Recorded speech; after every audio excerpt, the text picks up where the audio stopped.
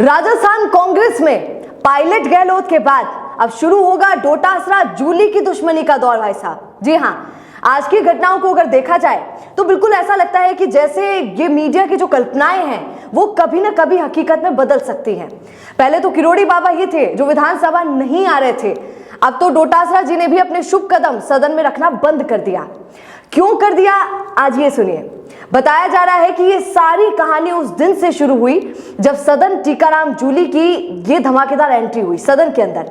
बताया जा रहा है कि जूली जी ने बिना डोटासरा जी को बताए ही अपनी सदन में धुआंधार एंट्री करवा ली। उनसे पूछा तक नहीं, बल्कि सोचिए डोटासरा जी को निलंबित किया गया है, टीकाराम जूली को नहीं। फिर भी वो बिना उनसे परमिशन लिए चले गए। उसके बावजूद जूली जी पहुंच गए किसके पास? जोगाराम जी के साथ। किसके लिए? सभापति के लिए। जोगाराम जी का हाथ पकड़ा और सभापति से माफी मांगने चले गए। वो कहावत आपने सुनी होगी, खता हो गई तो फिर सजा सुना दो, दिल में इतना दर्द क्यों है वजह बता दो, देर हो गई याद करने में जरूर, लेकिन सभापति जी आपको भुला दे ये ख्याल दिल से निकाल दो। इतने प्यार से टीकाराम जूली ने सभापति, मुख्यमंत्री सबको मना लिया, सबको सॉरी सॉरी बोलकर सबको बोल दिया। और तो और सुनिए, जूली जी ने अपने आप को और ज्यादा महान बनाने के लिए डोटासरा जी की गलती बताकर कि हाँ उन्होंने उस दिन गलती की, उनको सभापति को ऐसा नहीं बोलना चाहिए था, उन्होंने अमर्यादित शब्दों का इस्तेमाल किया, ये खुद टीकाराम जूली ने कहा।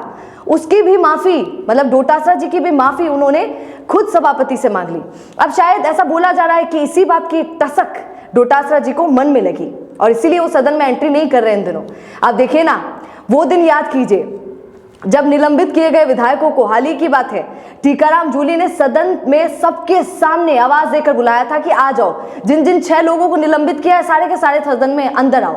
फिर भी टीकाराम जूली यानी कि नेता प्रतिपक्ष के बोलने के बावजूद भी कोई भी अंदर नहीं आया था, यहां तक कि डोटासरा भी नहीं।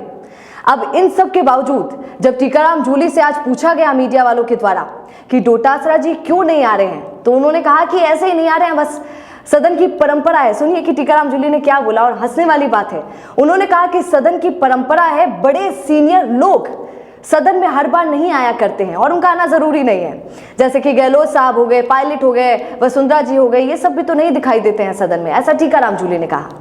अब सोचिए, बड़ी अजीब बात है भैया, कुछ दिनों में ही डोटासरा जी बड़े सीनियर, सुपर सीनियर हो गए जूली जी के लिए।